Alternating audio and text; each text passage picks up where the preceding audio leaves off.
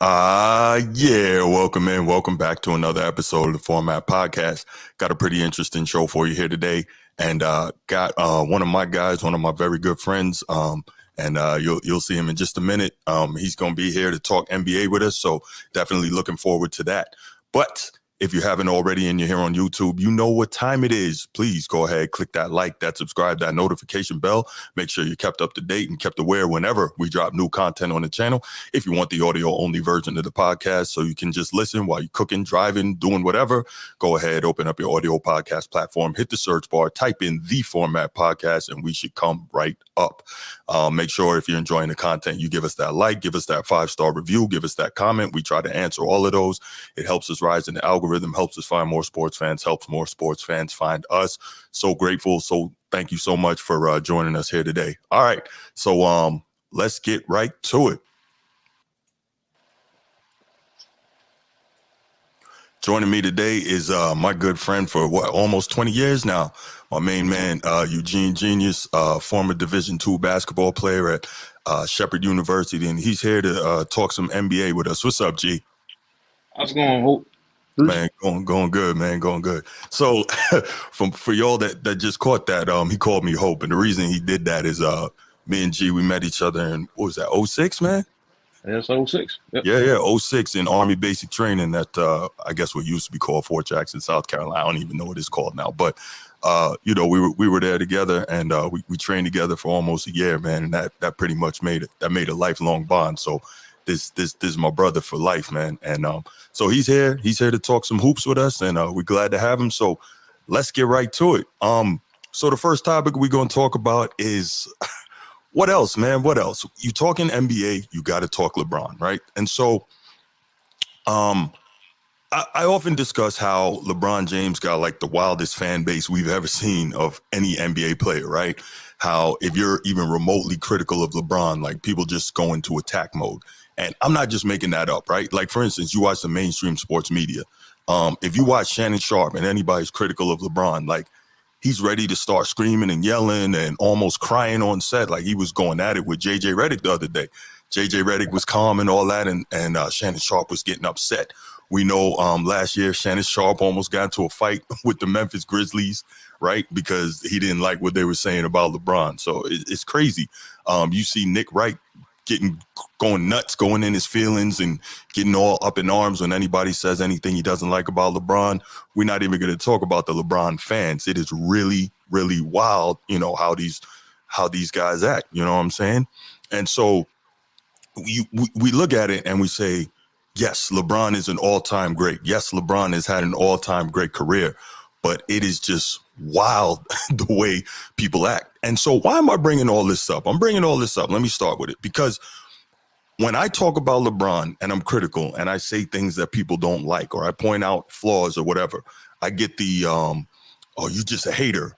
You're an old head hater. You trying to tear another black man down and all this type of nonsense, right? I hear all that.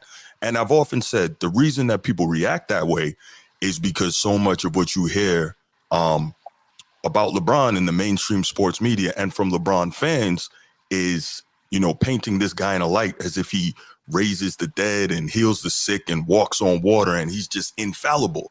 And that's just not the case. Yes, he's an all-time great basketball player who's had an all-time great basketball career. I totally get it.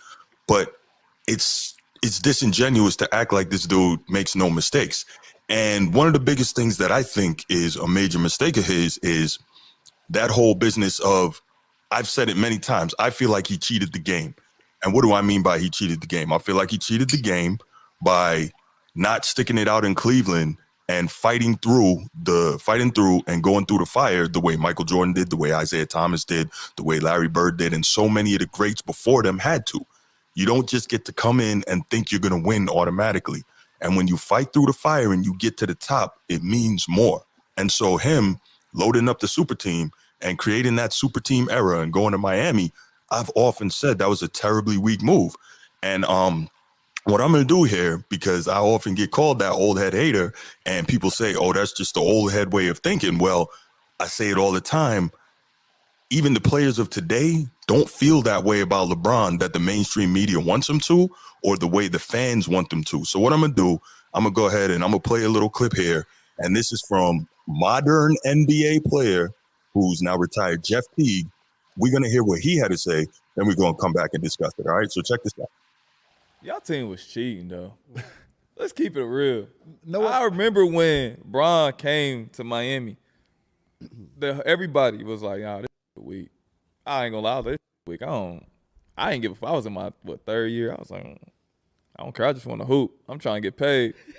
But I remember Joe. I was at Joe Johnson's house, and he was just like, "Why would they do this?" He's like, "That's weak, man. Bron, he weak for that." All right, so there we go. What's up, Ron? So there you go, right there. So you see it. All I did was point out, right? I pointed out what someone else said, and I'm getting called a hater on Ron, but that's cool. So G, I'm gonna go ahead. I'm gonna stop talking now. You're my guest, man. Go ahead and give me your thoughts on that. One, what do you think that the modern NBA player thinks about LeBron, and what are your feelings on the moves he's made and how he's done in his career? I'm gonna say this. I think the pressure from him starting as and being called the king early on, it made him make moves that he probably shouldn't have made. Right, joining a team and a super team, we've seen it a lot of times when the Lakers had built that super team so that Karl Malone, Gary Payton could catch a ring. That was just late in their season. He just decided to do it earlier. So I think when you look at like playing ball and playing with a chip on your shoulder, you want to go through the fire, right? But he came in the league young, with a young coach, with a lot of pressure on his back, and he wanted out of that fire because he wasn't going to win. He wasn't winning, so he did what his brand suggested, I guess, right?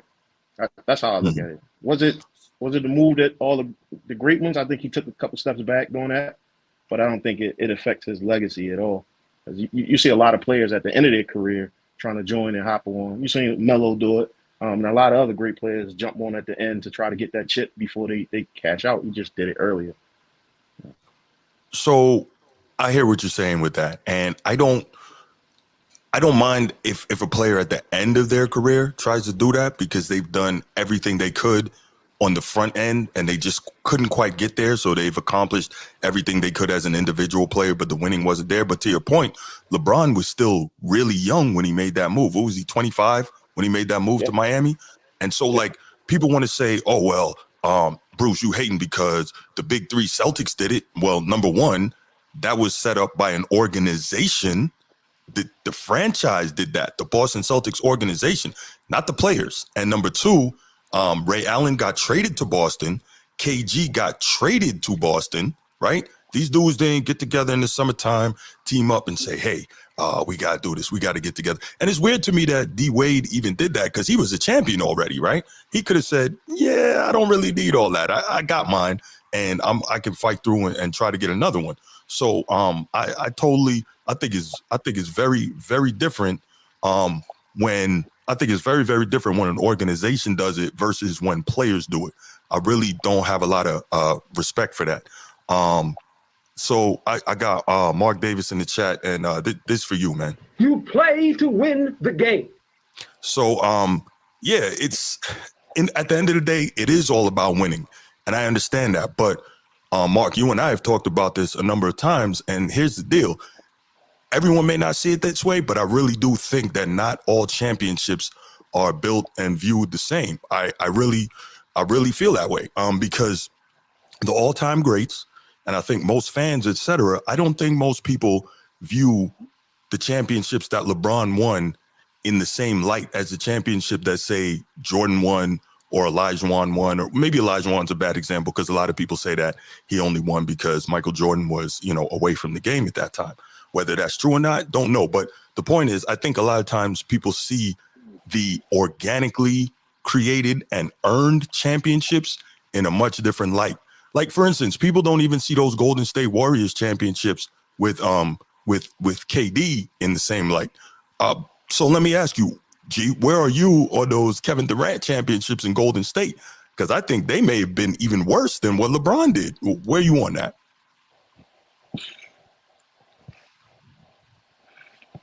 I remember that was a game 6, game 7. KD came down. Steph came down.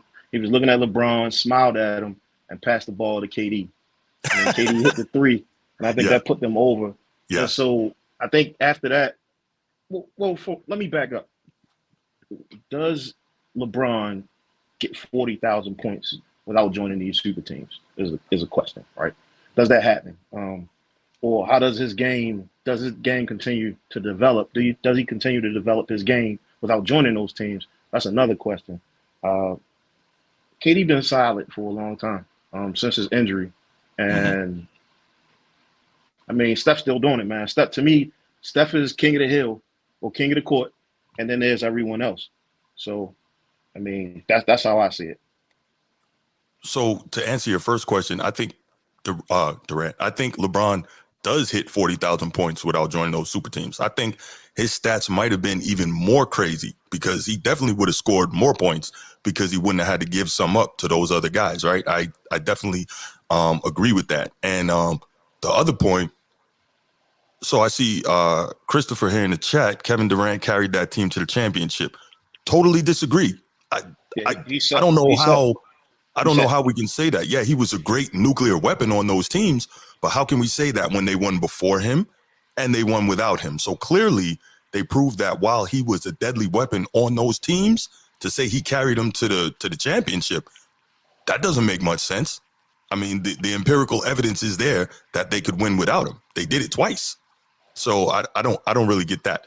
But yeah, I think for me, part of that thing with LeBron and the super teams and all that is that for some time, and you know, the pro LeBron and the pro player guys, they want to say, well, he ushered in the player mobility, the super player mobility, and players taking charge of their careers and all of that. And all that is great, but I think he also damaged competition in the league for some years. And he made it cool. He made it cool to shirk competition. And for me, while they won, I mean, they absolutely won. There's no arguing that, right? But while they won, the shirking of competition is a big thing to me. That's, to me, a hit on LeBron's legacy. Now, many people won't see it that way, but I'm sorry, I lost my train of thought there. A lot of people won't see it that way, but I see that shirking competition and making that okay and making it excusable. I think that's a big problem, and I don't think that was good for the game at all. It would have been if Chris Paul was allowed to join the Knicks that year. It would have been, because then you would have had multiple super teams in the East, and it would have been more competitive. But I mean, putting them with D Wade was a cheat code. Putting Kyrie with him was a cheat code. Like, I don't know. Yeah, no, I get you. Durant sat 30 games, something like that, before they got to the playoffs. Well, they sat him before the playoffs started, and when he came in, I mean, all he had to really do was just provide that extra threat when they faced the Cavs. That's right. And here's the other thing about that, you know, not to delve too deep into it, but if you are really going back and thinking about that series, or really that stretch of time with Kevin Durant in Golden State, as good as he is, doesn't it make him 1,000 times better that you're playing in a system with Klay and Steph? So those are two guys that you cannot help off of. And so he's one of the best ISO players in the league, maybe one of the better ISO players ever. And he's in a position where he cannot be double teamed because of the other weapons on his starting five. So that's not to take anything away from his skill set, but it sure makes it a lot easier, does it not? That's why they join super teams. There you go. Get triple team. Allen Iverson went through it his whole career, getting doubled and tripled, and so that's right. And so, you know, I just look at that and I say, man, we gotta stop being disingenuous. But back to the Jeff Teague and the comments on LeBron.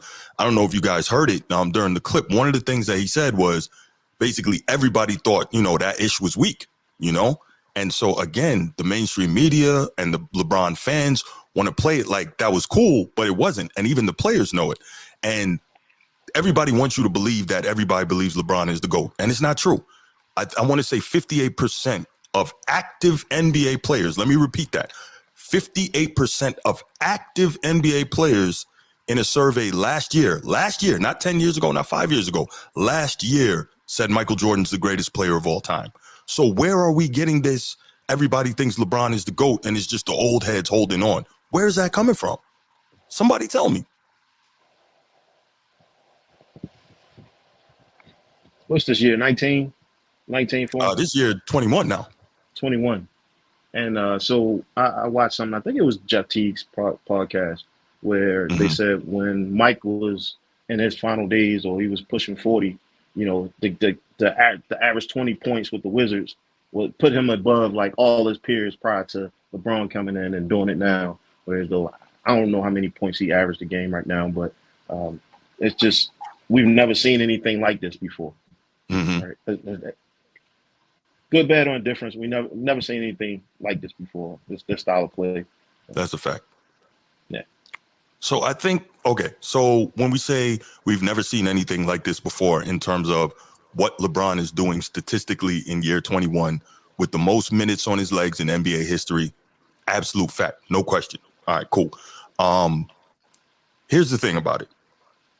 When I look at the other guys, because the big stat is LeBron has scored more points in his year 21 season than all the other players who played a year 21 combined. That's like Vince Carter, Robert Parrish, Kevin Willis, and I think one or two other guys. I can't remember. But the point is, none of those guys were a main option by that point in their career. Okay, cool. We can just say they weren't as good as LeBron. I'm good with that. Right. Now, let's think about those names I just named. Robert Parrish, Kevin Willis, Vince Carter. What do they all have in common? All those guys played in the league when it was physical, right? All those guys played in the league when it was physical. So yes, while it is no question that LeBron has the most minutes all time, he has the most points all time, he is playing the best in year 21 than anyone we've ever seen. Has his body taken the physical pounding that all those guys had to take before him? What's his name? Karl Malone, I think, played 19 years, and I believe he averaged 20 plus in his 19th season. But the point I'm trying to make is all those dudes had to get the physical pounding on their bodies. We can't say LeBron has had to deal with that. Can we? It's been a different era, and all the rules changed in 04. He came in 03. So to me, that has to make a difference, doesn't it? Absolutely. I think definitely it's definitely a softer league. Everyone knows that 200 points in All-Star game is ridiculous. And people scoring 200 points in an All-Star game, you can get 40,000, through your career, because clearly nobody's locking down anybody in the league. So it's an offensive game right now. Absolutely. Just like we see in other sports. Offense sells tickets. Sure does. So I don't think anything's going to change as long as those seats are being filled. That's a fact. But let me say this. Let me push back on you on one thing you said, and this is going to surprise a lot of people when I say this. I don't think LeBron's scoring record is ever going to be broken. Now, I think a lot of us thought that when we saw Kareem retire and it's at 38 and change, we said, man, I don't think anybody's going to be able to catch that. But LeBron has done it, and I think, this is just my opinion, could be dead wrong, I don't think him staying around has anything to do with him wanting to play with Bronny. I really don't believe that. I think I think that he's staying around because I don't think he believes he's going to win another championship, so he wants to push those records out, all his stats, as far as he can, because he knows that's going to be his like the final thing that he can do in the GOAT argument. Because as much as he says that he believes he's the greatest of all time, he knows he's not the greatest of all time. He knows that. And if he really was, he wouldn't have had to make the moves that he's made throughout his career. Now, here's the thing. I argue with my brother about this all the time. And there is one thing I got to acknowledge. The fact is, wherever LeBron has gone, he has won. There is no question about that. That's irrefutable. Now, that said, he's also lost on the big stage more than any other player of his caliber in history. No question, right? So, it is what it is. But, whoa. Okay, somebody try to be funny in the chat. Okay, Somebody's being a comedian in the chat. I just wanted to pop this up there. I'm not even going to respond because that's the most egregious statement ever in basketball. But people say things. But anyway, yeah. So I just wanted to push back on that. I really don't think that LeBron's record is going to be broken ever because he's just pushing it further and further out. And again, to your point, with the way the league is and not being physical and being soft and all the threes the guys are taking and all that, well, you know, it's just he has the ability and the opportunity to continue to put up numbers. And it's not just the points either, because I think he's fourth in assists all time and he's also top 10 in rebounds. So I think it wouldn't surprise me if he was trying to get the assist title, which he won't be able to get. Nobody's going to catch Stockton on that, but I'm sure he wants to get as high as he can in assists and rebounds too. Yeah. I would like to have seen him get one just on his back, right, and not on the shoulders of other people. That's right. But at the same time, like, how often does he get double teamed? That's an even better question, right? Like, how often is he seeing double teams in these games? He's a great facilitator on the basketball court, great rebounder, great defender, great scorer. No, great defender. No, but go ahead.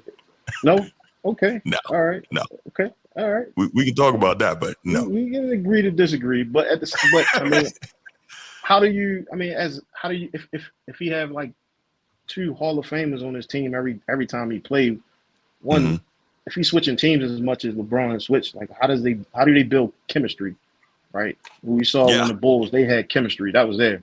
They stuck together. But if you constantly switch teams, you don't build. I don't think it's possible to build the chemistry you need to win dynasty, go 3 in a row, do those types of things. So. Okay, so let me touch on this real quick. The great defense thing, that's narrative, right? Because they needed to give him awards. And the reason I say that, if you go back and look, like for instance, game 4 of the 1996 NBA Finals, Gary Payton goes to George Karl. Remember, Gary Payton, all-time elite defender, right? He goes to George Karl, says, "Yo, I'm taking Mike. I need this assignment," right? He takes him, and I think he pushed him into like really terrible shooting that night, right? And but I think he had a torn calf in that series, so George Karl didn't want to put him on Mike from game 1, right? Now, not saying that they would have beat the Bulls. There's no empirical evidence that the Bulls could have lost in the finals because it simply never happened. But that said, Gary Payton took on that assignment for the entire game. And I'm bringing this up to say we've never seen LeBron James take on an assignment for the entire game and shut somebody down. The LeBron fans keep saying, oh, well, look what he did to Derrick Rose when Derrick Rose was MVP. Well, we need to go back and be real and watch those games and watch that series and notice that he let Derrick Rose play. Derrick Rose gets tired. At the end of the game, in key fourth quarter situations, they switch LeBron onto him, and the narrative is he shut him down. Who have we seen LeBron James lock in on and shut down for an entire game or an entire series? It has never happened. So that's why I say it's a narrative that he was a great defender. He's always played like free safety defense, right? Because think about it. Ever since Paul Pierce in 2010, right, we saw him and Paul Pierce with the legendary duel in Game 7 of the semifinals in 2008 with the Celtics on the way to the chip.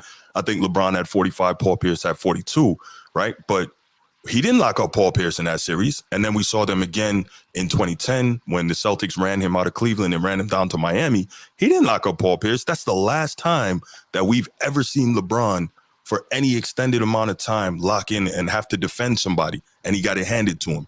You tell me, G. I know you're a hooper, and I know you watch ball. Tell me when's the last time you seen LeBron lock in on somebody for any extended amount of time. One game, one series ever. You tell me.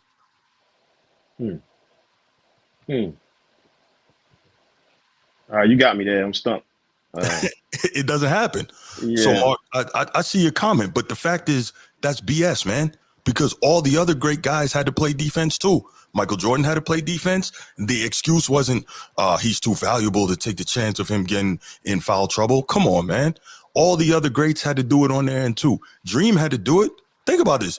Dream was clearly the best player in the league, the best player the Rockets had, and he had to match up game in and game out against David Robinson, who was the MVP in the 1995 Western Conference Finals. And did he run from the matchup? No. He locked him up and then destroyed him at the same time on offense. So let's stop with he's too valuable offensively to risk the chance of him getting in foul trouble. Now, my man G just finished telling me that LeBron was a great defender. If you're a great defender, getting in foul trouble is not your concern because you're going to play defense. Did we have to worry about seeing Kawhi Leonard get into foul trouble? No, he was just playing D. So we got to stop. This is narrative. This is narrative, and it's not true. It's just not. But exactly, seriously, exactly. So Dream, my favorite player of all time. For anybody listening that doesn't know that, that's my all-time favorite player. But anyway, I bring that up because of that reason. But the point is, we saw it, and all the other great players in the past, they didn't get the excuse of they're too valuable on offense to play defense. So, these are all things that I wanted to touch on, but it's just real interesting to me how this guy is so filled with narrative. It's like I heard somebody say that as great as his career has been, LeBron has had like one of the most flagrantly contrived careers ever because there's so much stuff about this dude that has just been manipulated. And I know I'm one of the people that says he's manipulated his career. He's manipulated the way the media sees him. His Clutch Sports and the mainstream media have manipulated the way fans see him. And, y'all can feel like that is what y'all can feel like I'm a hater. But what I always like to say, tell me something I said that's not true. Because I take pride in the fact that when I talk about this dude, I don't make stuff up. So, G, I know you and I haven't had this extensive of discussion when it comes to LeBron and what other people think about him and what I think about him. And this probably sounds pretty bad to you. But the question is, and this is what I always ask, what have I said that's not true? You tell me if I said something that's not true, because I know you're going to give it to me straight. I definitely had to go back and do my research and look at every game that LeBron played. I think the blocks, some of the steals, he's a hell of a player. But there is a narrative around him. I think the NBA does. He is the face of the NBA through and through. No question.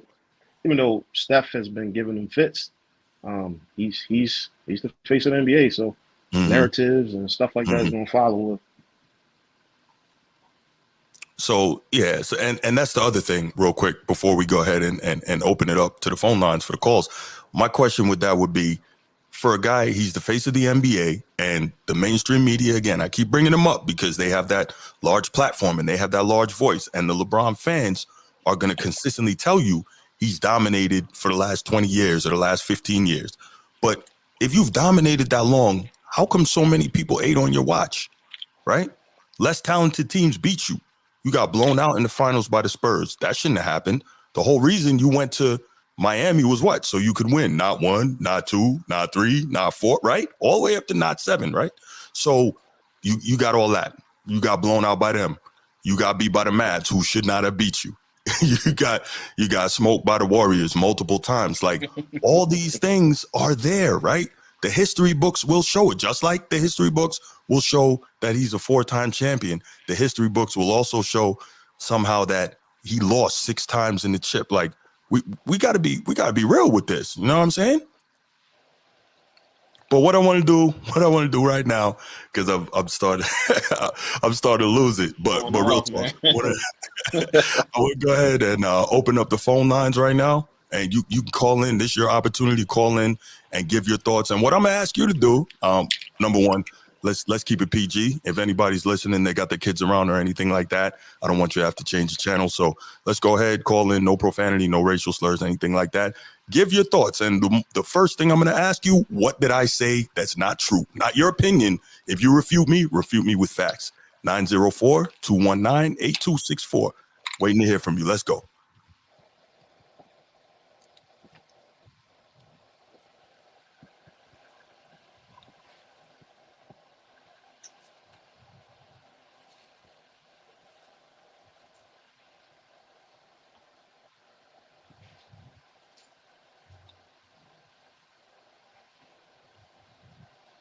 All right, what I'm going to do here is we'll go ahead and we'll move on to the next topic. If you want to give a call in, let's go ahead and call in. Let me know what's your name, where you're calling from, and then we'll take your call. But we're gonna go ahead and move to the next topic from here. All right. So this particular topic was a request from my nephew, and the reason I touched on this, he's 20. Shout out Jakari. What's up, man? He's 20, and we argue all the time about the NBA, and he swears up and down that the modern NBA is better than the previous NBA. And I'm like, okay, that's cool. You definitely have your right to feel that way, and I don't have a problem with that. But my argument with him is always, you don't have the historical reference point to make the statements that you're making definitively. This is what I say to him, because he's 20, which means he was born in 2004. Yeah, 2003. He'll be 21 this year. He was born in 2003, which means you could have only really started watching basketball and knowing what you're looking at around 2013. That gives you 10 years of historical reference, which means you didn't see any of the previous generations.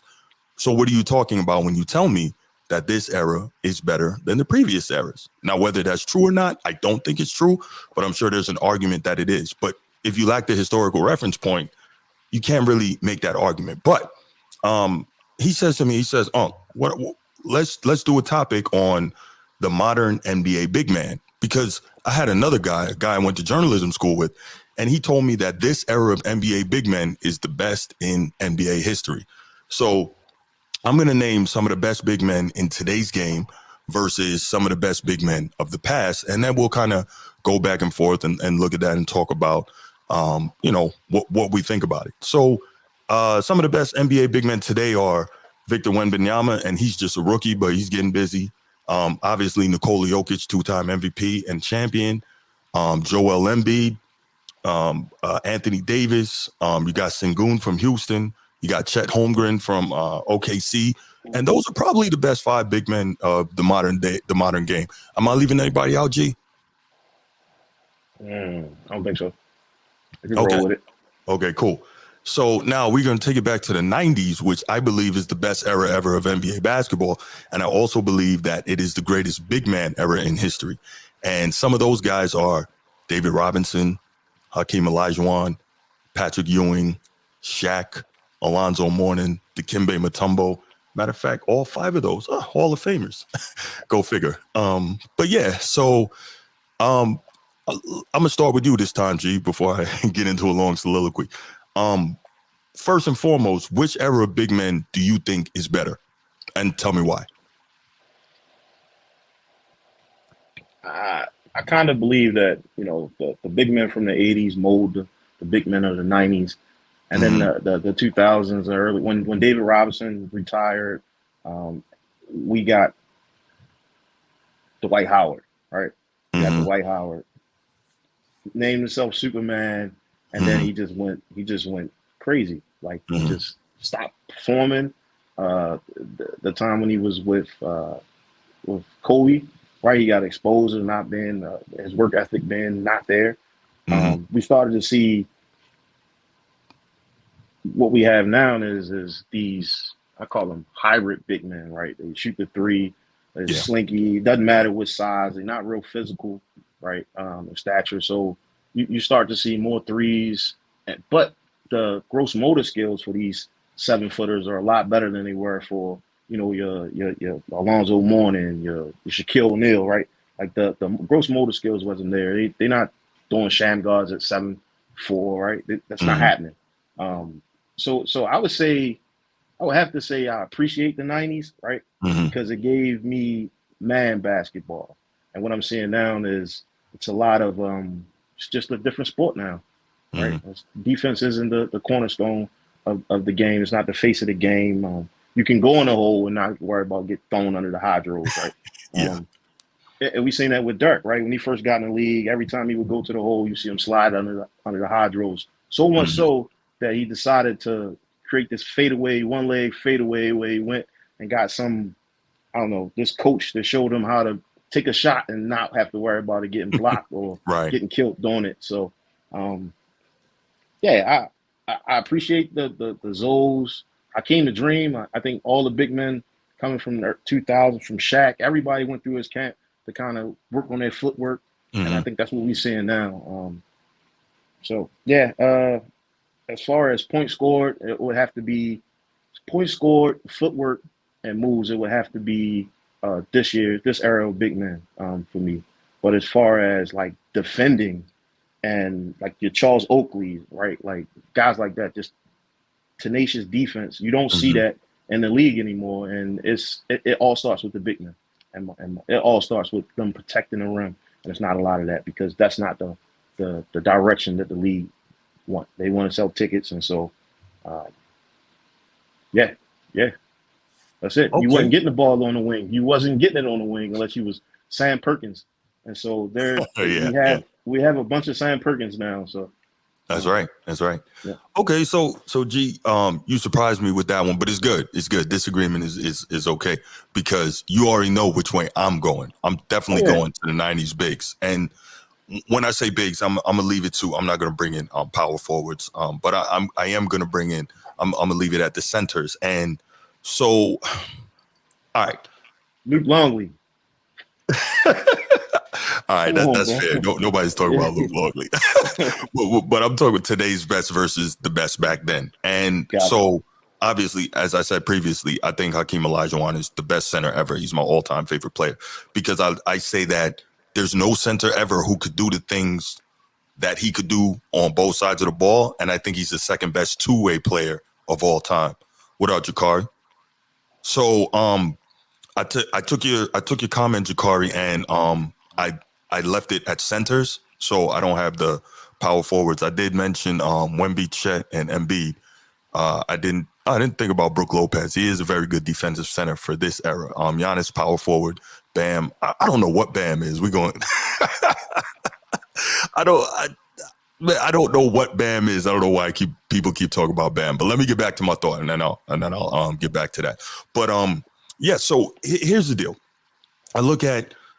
You know what? Let me start with today's big men. I was going to go back to the 90s because that's where I lean. But let me go with today's big men. You look, a guy like Wemby. Wemby is a problem in terms of his offensive skill set. Now, part of it could be I grew up seeing big men play a certain way, so it's hard for me to adapt to what big men have become. I can acknowledge that.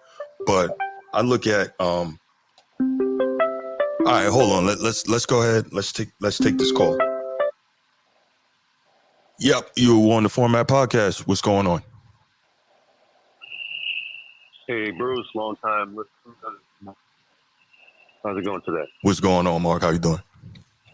Excellent. What you got? You know, I can appreciate all the dialogue, especially the comments. The comments are very interesting. I think people are throwing out. I mean, some people are actually throwing out great detail and actually great points, right? You talk about LeBron and like the longevity of his career. Mm-hmm. I really believe personally that like this, we play this game for one purpose, right? I mean, from preseason, not even like even before preseason, right? Even like when guys are off, like they may take a couple of weeks off, but they're right back to the grind. And the only reason for that is to win. You play to win the game. That's right. To win. Everything else comes second place, and that doesn't like everyone else comes in second place. You know, so LeBron, wherever he goes, he wins. Like you pay for that as an organization. You pay for that. You get what you pay for. So whether like some of the comments that one team leaves, he leaves a wake behind him. That's that is true. Something that every team is aware of, but yet they are still willing to roll the die on the fact that the guy is a winner. And regardless, like if you just surround him with certain types of players for this to actually become a fact, like you have to be willing to do that. And he does it everywhere that he goes. It's that simple. How he does it, joining other players, and it's not him joining other teams, other players, right? Like they go where he is.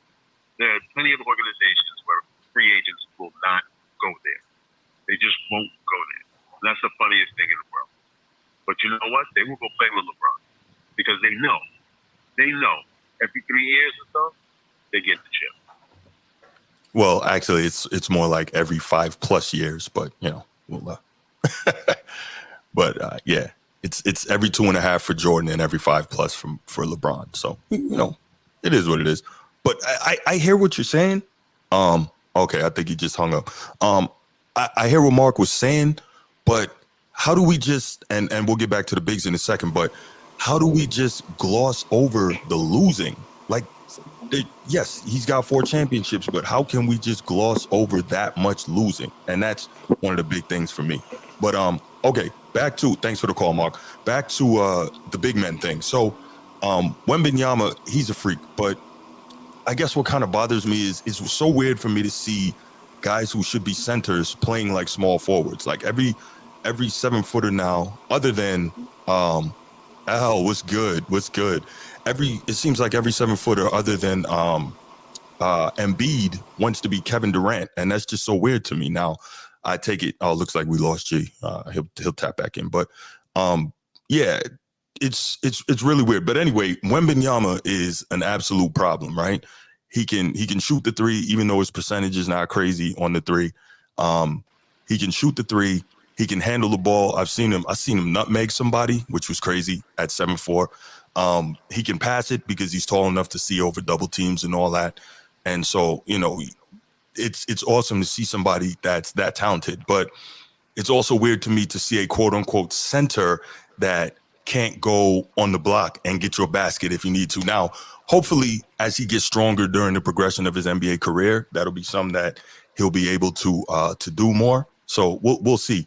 Jokic, I've heard people say that Jokic has the ability to be the best center who ever played.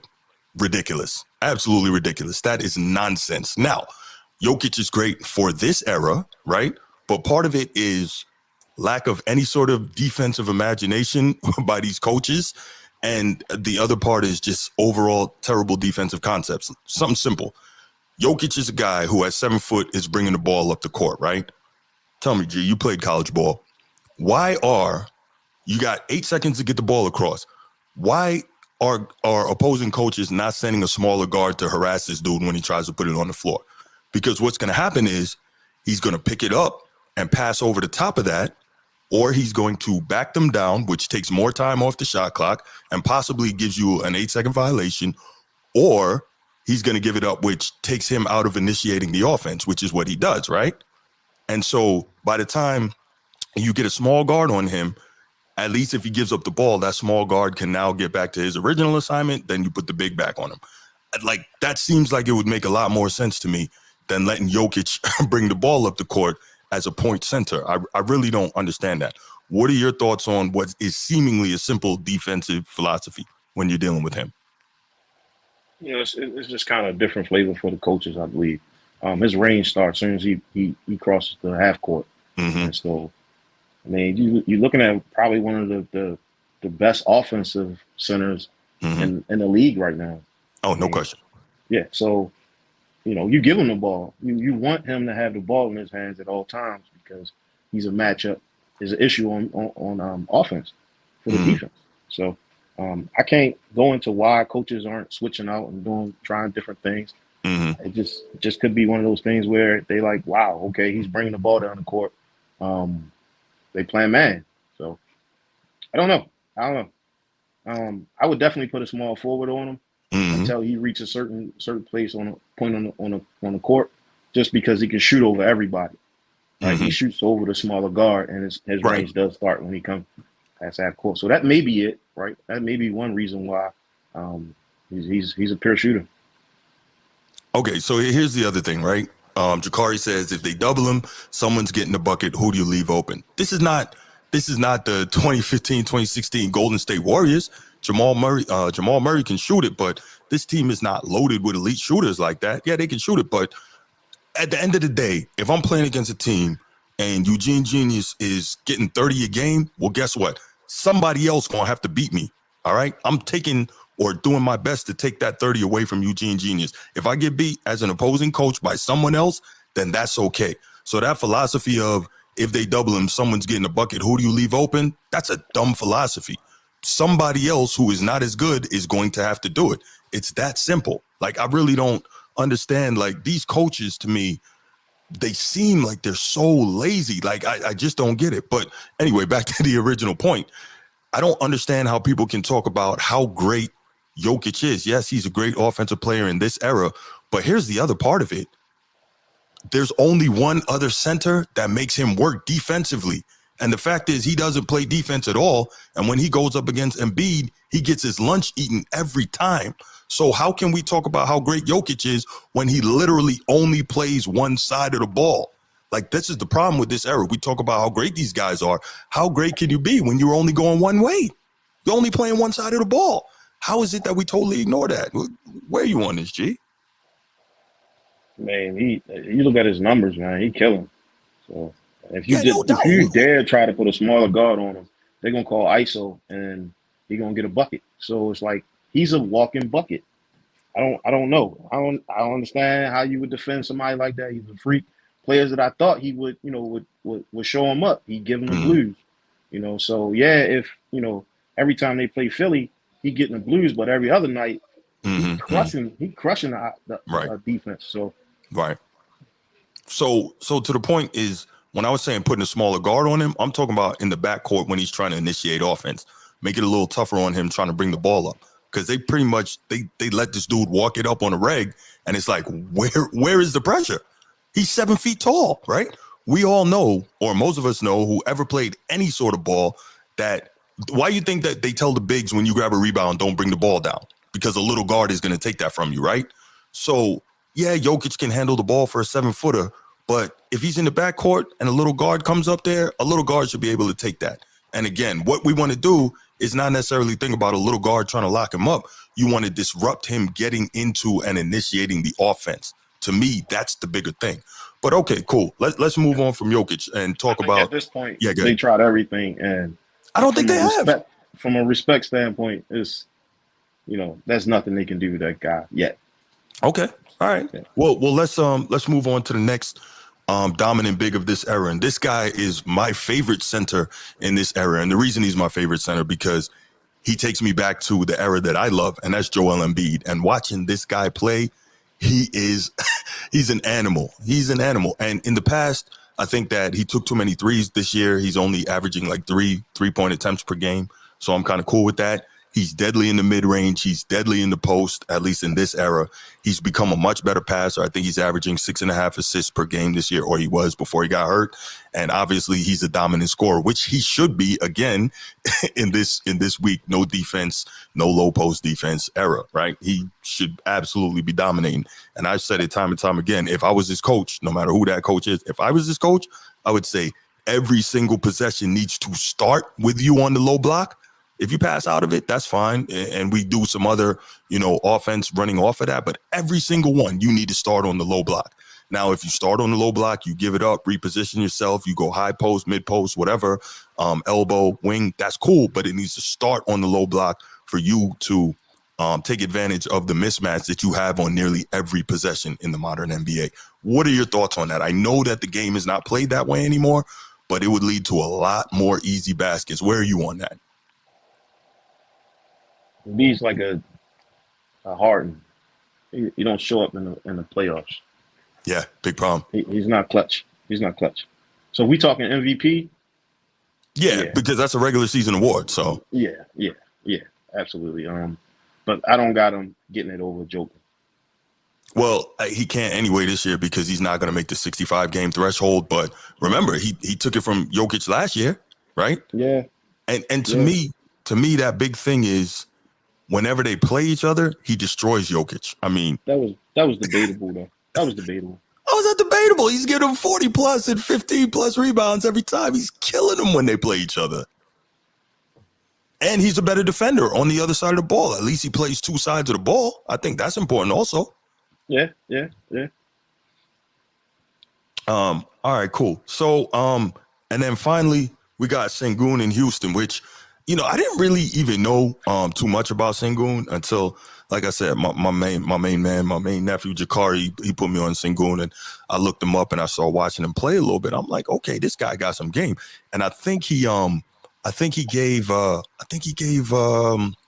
Wembanyama like 45 last time they played. That kid can go. But European guy, more traditional skill set. He can put the ball on the floor. He can shoot it. Not a dominant low post player or anything like that, but very solid player. Don't have too much to say about him, but real solid. And the last guy is Chet Holmgren, who I think is kind of like Wembanyama light. Another really tall guy. really tall guy. In terms of Chet Holmgren, Wembanyama light, they really go at it. Another guy who's, I think he's 7'2", great handle, can really shoot the three, and all that is great. But see, this is the thing, right? They always talk about the modern big being so much more skilled than the previous generations, and I'm like, no, that's not really the case. All you did was trade out one skill for another because, okay, now you can shoot the three, but if I dump you the ball on the block, you can't turn over your shoulder and get a basket. You can't up and under and step through. You can't jump hook. Most of these guys don't have those skills. So it's like, you're not more skilled. You can just do a different skill. You know what I'm saying? Yeah. Yeah, I think that's tough. But okay, cool. So now I've kind of run through the modern NBA big men who are talented, but in my estimation, they got nothing on the bigs from the past. And I'll explain why in a minute. You got David Robinson, Hakeem Olajuwon, Patrick Ewing, Shaquille O'Neal, Alonzo Mourning, Dikembe Mutombo. Okay, David Robinson, all-time great defensive center, all-time great offensive center. This is a guy who's been defensive player of the year, led the league in blocks, led the league in rebounds, led the league in scoring. He's been an MVP, original dream team, D-Rob, all of that, right? Really not much weakness as a big. And the crazy part is when he entered the Naval Academy, he was a guard. So he's got all the guard skills. And it's funny, we always talk about the Euro step. David Robinson used to get called for travel doing the Euro step back in the day. Now we see all these guys today doing the Euro step, and many of them really do travel. And of course, it doesn't get called. But anyway, so you see David Robinson, and I think he was so dominant because he was athletic. He could run the floor like a gazelle. He could get out and switch the pick and roll, which seems to be an invaluable skill in today's NBA. Although, again, if I were a coach, I wouldn't do so much switching of the pick and roll. I'd be more of a guy who would say, okay, look, help on the pick and roll, show, and then as soon as, the original defender gets through the pick, then get back on yours, the way we used to, the way we were taught, right? It's not switching everything, just show, hedge, show on the pick and roll, and then get back to yours. And I think, to me, that's a much better situation because you're not allowing the pick and roll to put you in disadvantageous defensive situations. Like you always hear the term hunting the pick and roll. And I'm not really down with that because you switch everything, it could put you in that situation. So, I mean, that's my thought on that. So next up, you got Hakeem Olajuwon, who I've said many times, I believe he's the greatest big of all time. I think he's the second best two-way player of all time behind Michael Jordan. I think that guy he was just freaking incredible. We know his post game was flawless. We know he could shoot the mid range. We know that he was a guy who, again, could switch the pick and roll. He could show on the pick and roll and still get back to defend the rim.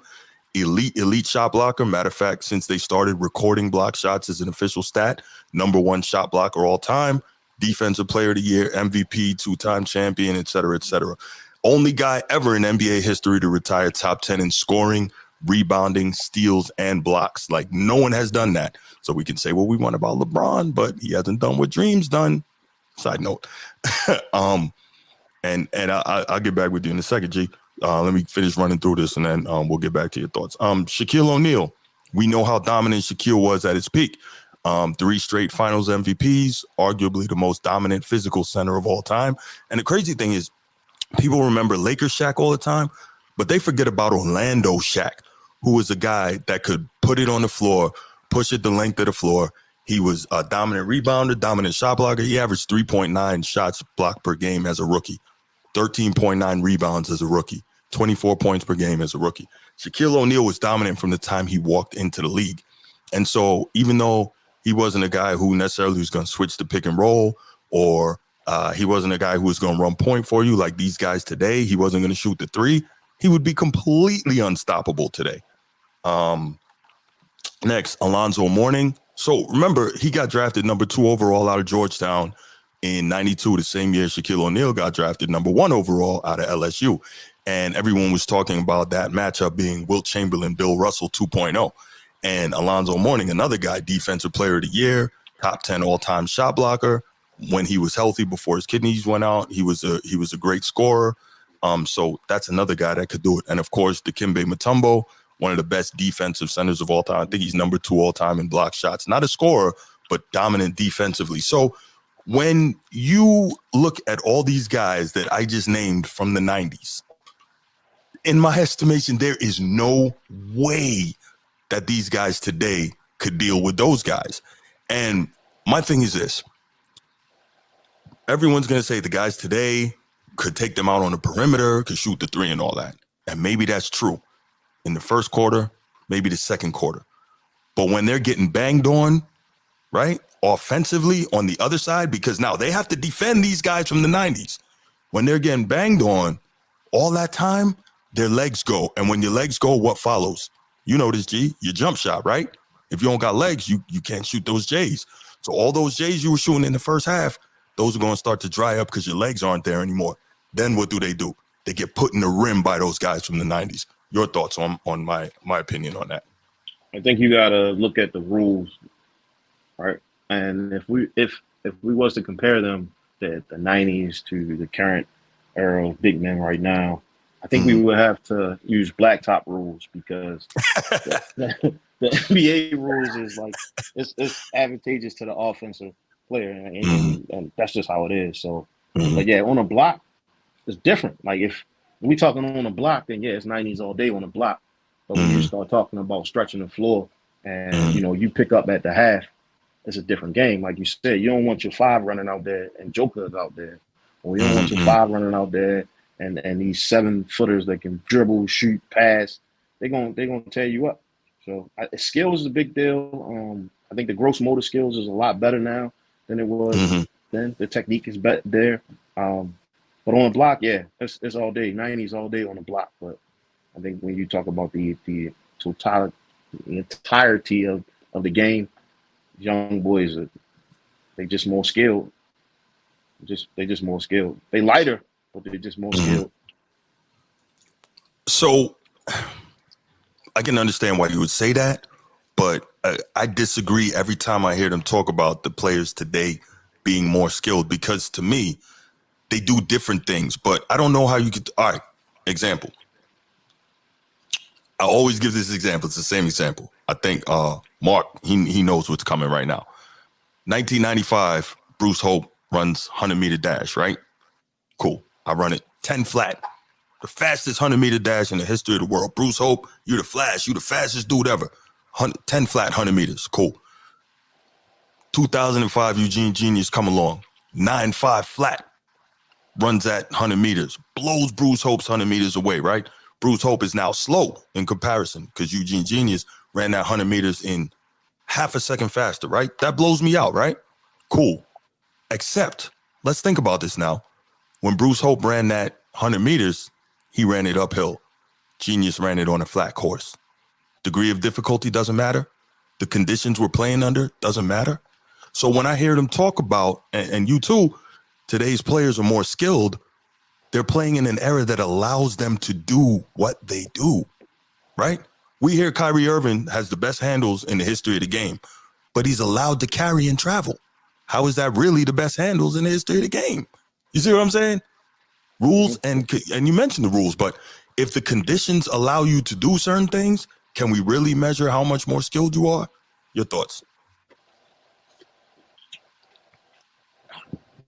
Got me there. Again, I will say this: on the block, the 90s big men are more physical, and it's their game was built around scoring, catching, blocking shots, and grab rebounds. Whereas well, now they moving away from defense, and now they're adding a 3-point jumper to their game. They're more fadeaways. There's more, up and unders. I still don't see the correlation between the big men now and the big men from the 90s, except the 5 isn't. Like, remember, back in the day, the 5, that was like a last resort. If you pass the ball down, you bring the ball down, the big man is boxing out to get an offensive rebound in most cases. But nowadays, that their offensive option, and in many cases, like you see with Joker, who I believe he played more like Bird than any other big man that I've seen or any other person that I've seen play. I think he's more of a Bird style player because he's just not that over the top type person, but he scores some kind of way, getting 3-4 inches off the ground. He's still able to do it. But yeah, on the block, yeah, I think over time they will. If it's a traditional big man game, then yeah, of course the 90s are going to win. But it's not any longer. They're actually moving away from positions because it's hard to say. Like a lot of teams don't consider 5s 4s. It's just they just running. You don't need it. So the only thing I'll say, and then we'll move on to the next topic. I guess the last thing I'll say is, I hear you when you say on the block, but you look at guys like Patrick Ewing and Alonzo and Dream and D-Rob, and those guys didn't just have to live on the block. Obviously, those guys knew that as a center back then, your thing first and foremost was to get to the block, see if you can get an easy one. But all those guys were elite mid-range shooters too. So those guys could all shoot it out to 17, 20 feet with regularity, whether it's Ewing or Zoe or D-Rob. And those guys could all put it on the floor as well. So, like, I don't see as much of a gap between back then and today as a lot of people say, other than today it's actually coached out of you to shoot the mid-range and just step back and shoot the 3. So I don't see a huge difference, but that's me. But all right, cool. Let's go on.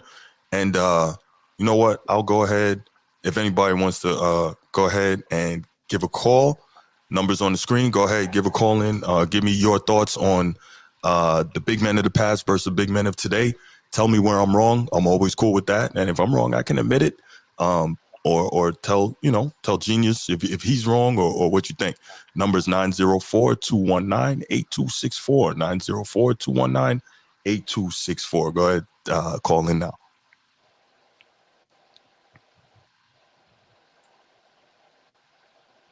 All right. In the meantime, what we'll do is we'll go ahead and move to the next topic. This is an interesting one. So we're going to talk some MVP race. And the MVP race is often in most sports like kind of one of the biggest things that we talk about in the regular season, because it's one of those things that's really always a big time topic and a big time discussion. And first, let me say this. I'm always iffy about the MVP, and that's the MVP, the Heisman Trophy, whatever. And the reason why is there doesn't seem to be any standardized criteria. And if there is, the leagues don't want us to know because they want us to be talking about it and debating it. And it's frustrating because you almost get like different criteria every year. And I'm a guy that truly believes in standardization, and I'd love to see that. So I think I'm going to name the guys who I think probably the big 4 who are the MVP main options this year. And tell me if I leave somebody out. And I think that's Jokic, Tatum, Luka Doncic, and of course Giannis. Am I leaving anybody out? And what do you think? Maybe Shai Gilgeous, I guess. But what do you think of those guys, and who do you think is probably in the lead for the MVP this year? What's that kid from Indiana? Forget his name. Tyrese Halliburton. Yeah, I think he should be in there. Okay, that's fair. Yeah, he's really good. Yeah. He can shoot it. He can pass it. Yeah, he's really good. Yeah. So give me your thoughts. So if we say, I guess Jokic, Tatum, Luka, Giannis, and Halliburton, and maybe Shai Gilgeous, what are your thoughts on who you think should be the MVP, or who you got in the league right now? Yeah, I heard SGA was supposed to get it too. I forgot about him. Mm-hmm. He's balling. He is. Yeah, I don't know. I really honestly don't know. It's more of the most of the time the players I think that would get it won't, or they don't. Mm-hmm. And so it's more of a popularity contest amongst the decision makers, I think, than it is like a fan. It's supposed to be, if I'm not mistaken, the fans are supposed to pick, but it's hard to say when you introduce international play and stuff like that. So Yeah, I don't know. I think any one of those guys can get it, Mm-hmm. but it just depends on that market, right? All right, so if you're the decision maker, you got to pick one today, right now. Who's it going to be?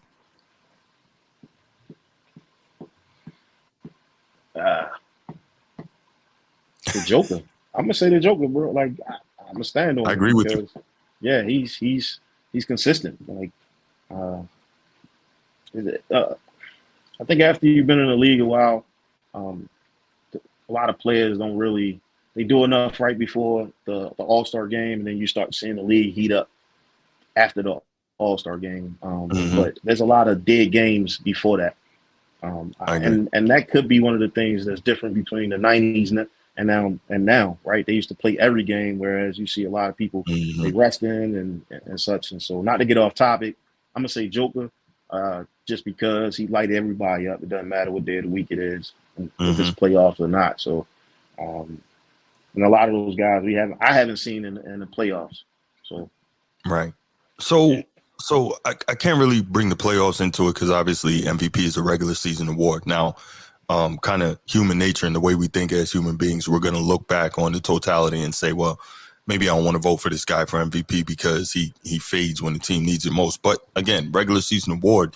And if I had to choose one right now, as much as I just finished talking about, the Joker, I think Jokic is the MVP. I mean, we're seeing what he's doing. This guy is getting 26, 12, and 9, and he's got the Nuggets 42 and 20, third seed in the East, real comfortable right there.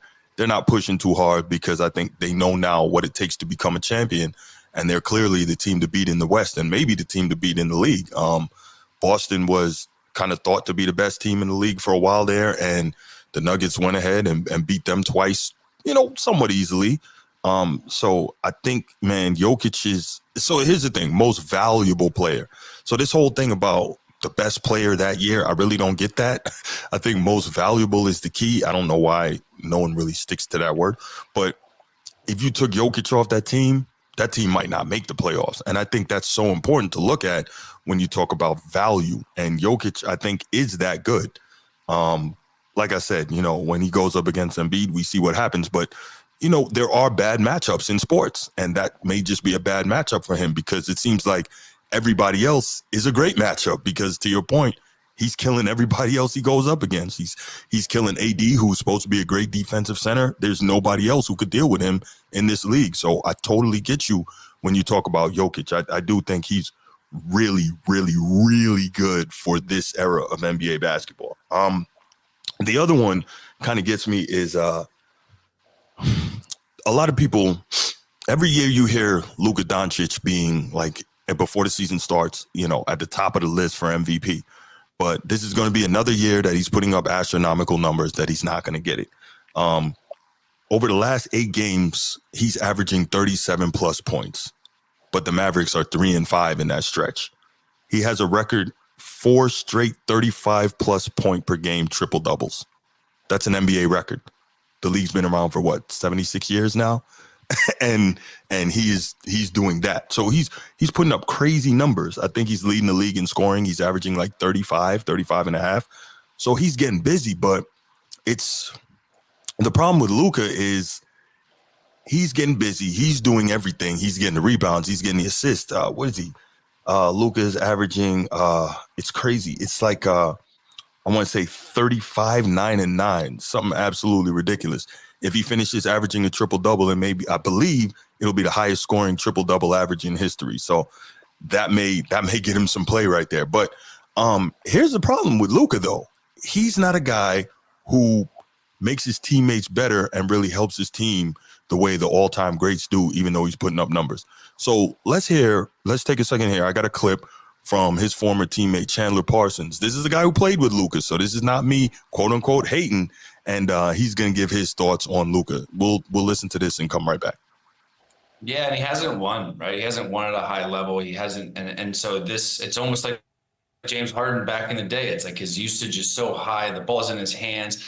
You'd like to see everybody get more involved, and there's a balance, right? You want your star player, like Anthony Edwards, for example, this next 2 months, you want him to take 35, 40 shots. You don't want Luka to do that for a whole season from October to now. It's exhausting. Guys get upset. Guys want touches. So I think when the Mavericks are at their best, they obviously have Luka and Kyrie going. They're taking the majority of the shots. But you have to have the Tim Hardaway's chip in. You have to have PJ Washington's chip in with 12 points. You got to have everybody involved. You got to have everybody touch it, because that is contagious. That makes them play harder. That makes them happier. It makes them defend. And when you got a guy like Luka that's so good offensively and not so great defensively, guys have to step up and cover him on that end. So when they're open for that swing, they want that open three instead of a Luka 35-foot step back. So I think he's an unbelievable talent. He is literally a guard version of Jokic, where he can do everything. He's mesmerizing with the basketball. But as a teammate, it's a little exhausting watching the same shit over and over again. And then when you don't win, it's even magnified. Like, okay, can we try something else? Can I maybe get the ball? Like, you know what I mean? So it definitely can be frustrating. All right, so we heard Chandler Parsons, and again, this is a former teammate of his. This is a guy who is a quote-unquote modern NBA player, so I don't want to get accused of being the old head hater talking about Luka. He gave his thoughts, and it's funny, if I had said this, I would have been getting vilified. But what are your thoughts about what Chandler Parsons had to say about Luka and his amazing skill set, because it is, and the amazing production he's putting up? It was definitely a bucket. But absolutely. I definitely agree with him as far as, him chucking the ball, was scoring 30 almost every game in the season, and then getting to the playoffs and he's running out of gas. And so we've seen that. Everybody see that. That's just Luka. But I think Mike went through the same thing before Scottie came in, right? As though it was just a one-man show. Kyrie was supposed to be there to help him out, but that's another thing. I think a little bit of the difference. Yeah, my bad. Go ahead. He's a Chuck, but he damn near averaged a triple double. Like, yeah. So I think a lot of the difference, though, you pointed to Mike before Scottie got there, and I really don't like that analogy, because one of the biggest things is that Mike had probably even less help before Scottie got there than Luka does now, and Mike actually played both sides of the ball, and he played like a maniac on both sides of the ball, which to me is kind of why I go with the number one. I have Mike as the best two-way player of all time. But the fact that he played so hard on both sides of the ball says he was really trying to win, not just stack numbers, right? Because Luka don't even pretend to try and play defense. You know what I mean? And so that to me says, is he just trying to get his? Or is he just, is he really trying to win? Because if he was, he would actually attempt to defend. Now, when you talk about almost averaging a triple-double, yeah, absolutely. But like, you watch Dallas play and you see him, a big thing is so much of that is, okay, Luka can't get his shot, so he just drive and kick. It's not actually running offense and getting guys involved and getting guys some touches so that they can get in rhythm, because when you're taking all these shots, and he is the best player, no question, so he gets to take all the shots, but when you do that, do you really expect your players to be in rhythm when you get them the ball to be able to make these? You know what I'm saying? So I think there's some questions there. And here's my other thing. I think it's really odd with a guy like Jason Kidd, who is he's an all-time elite floor general, being Luka's coach. Why is he not like trying to teach Luka how to be a better floor leader than he is? Or is that coming from higher, maybe? I don't know.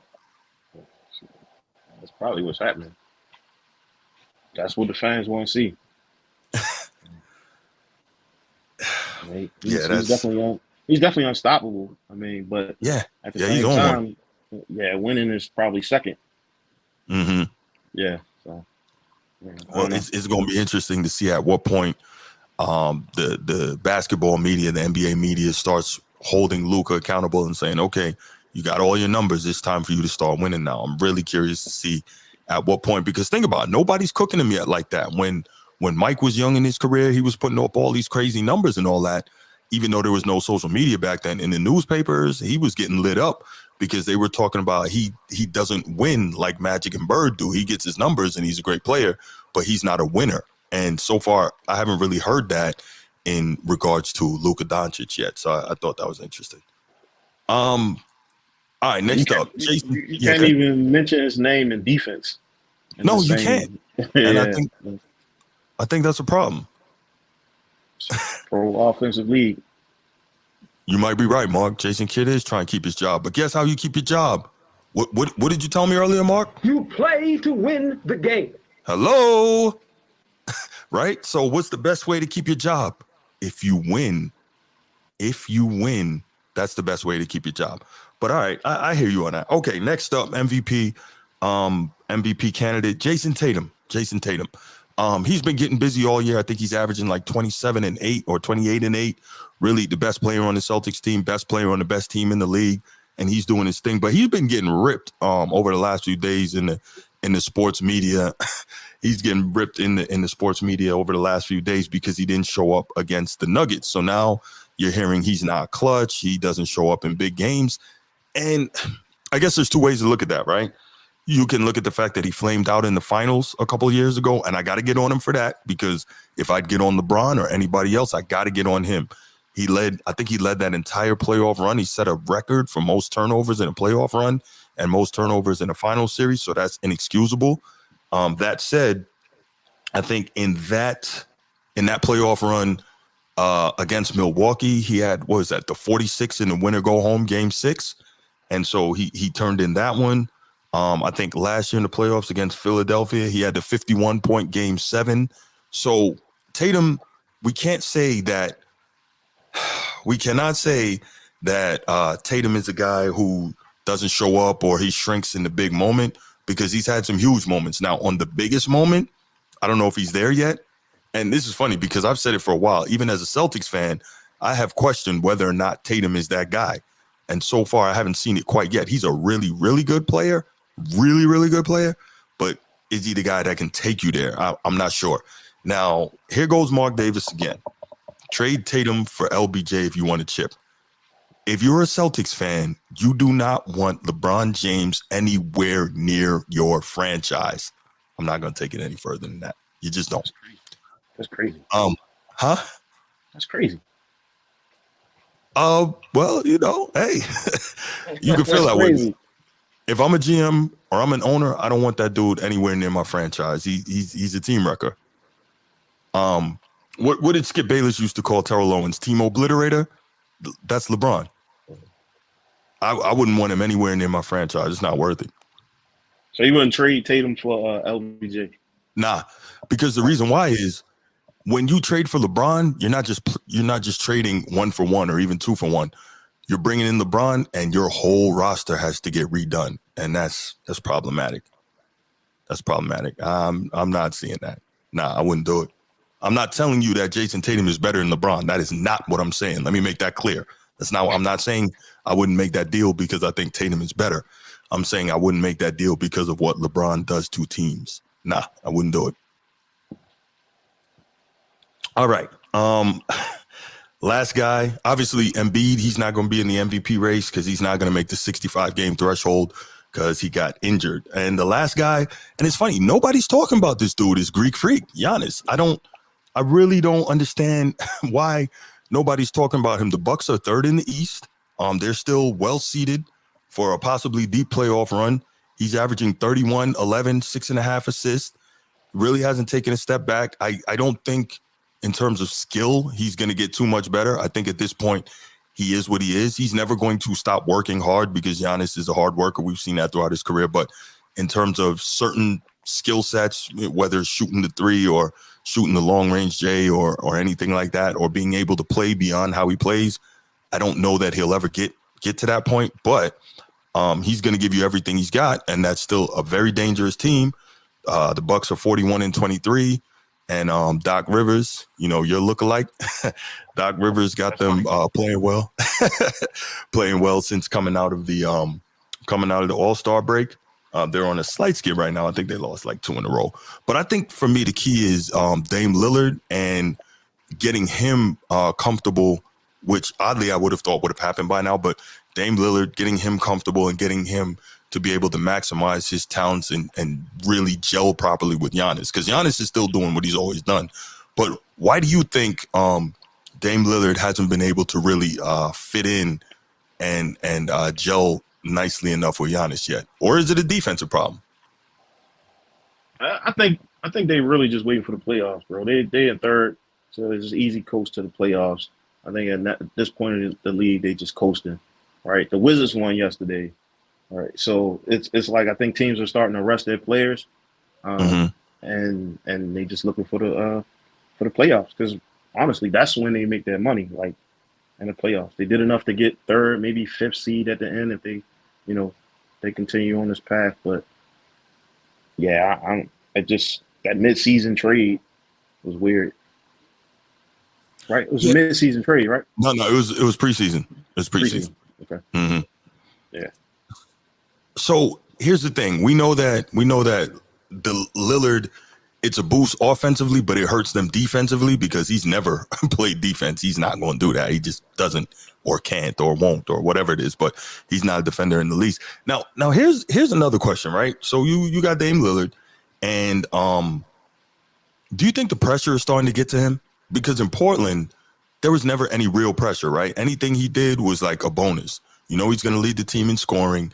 You know, he's going to do everything he can. When they got to the conference finals that one year, it was like, wow, Dame dragged these guys to the conference finals. But there was never any real expectation. Now he's here. He's been saying for years, you know, he wants to be with a contender. He wants a chance to win. Now he's with a team that has won and with a guy who's a champion. And he's supposed to be the piece to help them get back to being a champion or at the very least championship contention. Do you think he's feeling the pressure now that he's never felt before as an NBA player? Nah, absolutely not. You win a chip in the playoffs, right? You win Mhm. a chip. You win a chip. You don't win a chip in the regular season, right? He definitely has that clutch gene where he can hit all those clutch shots, and I think you just wait. I think you just wait for him. When it's time, he gonna show up. My beliefs. Okay, so, well, I hope so because that'll make for a more exciting playoff season, right? So this is interesting. Dame, they say he's a real pick and roll guy, but Giannis doesn't seem to play well in the pick and roll. So if I'm a coach, right? Again, I keep saying if I'm a coach, obviously I'm not. And if it was that easy, I would be, right? But if I was a coach, I would look at this and say, okay, I got Dame and Giannis, right? Why am I not going and grabbing film of every variation of the PNR that Stockton and Malone ran and say, okay, guys, this is what we can use. Pull some of that and put it in my playbook, right? Dame, you're obviously in the Stockton mold, but even more dangerous because you're a better scorer than he was. And Giannis, you know, obviously you're not going to be doing the pick and pop like Malone did, but you can pick and roll, right? And you're more athletic than him, so you can hit it off alleys, back doors, whatever. Like, there's a lot of opportunity for you to have success running the pick and roll with Dame and Giannis. Why do you think that? I mean, do you have any thought as to maybe why guys haven't, their coaching staff haven't tried to introduce more of that into the game for them? It might be a playoff adjustment for Doc. Right? It might just be one of those things that he decide to throw in the playoffs. I don't know. You are supposed to play to the strengths of your key players, right? Mm-hmm. And so if they're not doing that, it's Doc's a really, really good coach. He's been known to choke. So Yes, many times. it's going to be interesting to see how he adjusts. But then again, it's all in who you play and how they plan you as well. Right. I don't know, but I get what you're saying, but can you really leave it all to the playoffs? Like, you got to, at some point, start working this stuff in live game action so that when you decide to employ it in the playoffs, that you've done it together in real, real live action situations. Am I right? You can't just do it all in practice. For years, the East has been the easy way to the finals. Mm-hmm. It's been the easy way to the finals. So maybe they see something that we don't. Yeah. They're probably looking at their schedule like we can beat them, we can beat anybody we play. So I don't know. It's just one of those things you gotta watch. I'm sure it's gonna be extremely entertaining watching Dame and Giannis play in the playoffs. But right now we're just waiting. Like I said, you can't win a chip in the regular season. Mm-hmm. Yeah, I hope so. And the cynic in me is maybe thinking like when Dame was trying to force his way out of Portland, maybe he was thinking that he was going to force his way to Miami, which by all reports was where he really wanted to go. Then he ends up in Milwaukee. He got to play nice, but he doesn't really want to be there. Obviously I don't have any information on that, but I don't know what he thought. And maybe he's thinking that if it doesn't work out, he can just try to force his way to Miami, which would suck and just send a horrible freaking message to the rest of the league. But whatever. But he's in the middle of a divorce too, right? I think he just I don't know if he's in the middle of it or if it got wrapped up by now. But yeah. Yeah, so his mind's probably not even on basketball right now. It could be. I mean, those outside influences, they definitely affect the player. Yeah. Mm-hmm.